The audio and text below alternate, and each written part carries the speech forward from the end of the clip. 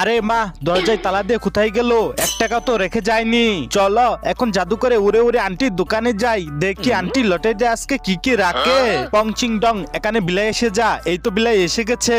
এখানে এই সাপ খেলার মোবাইলটা রেখে দেই, আর এখানে এই চরকিটাও রেখে দেই, আর এখানে চটপটি ক্যান্ডি, আর এখানে ছোট্ট নারকল, আর এই রবার্ট ব্যাং রবার্টের এই টিপকলটা।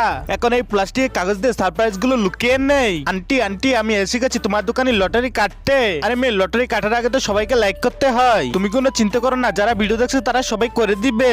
এখন জাদু করে দেখে নেই আন্টি লটারিতে কি কি রাখছে। ও মা গো, অনেক তো দামি দামি পুরস্কার। এখন আমি এই লটারিটা কাটি। ও মা গো, সাপ খেলার মোবাইল।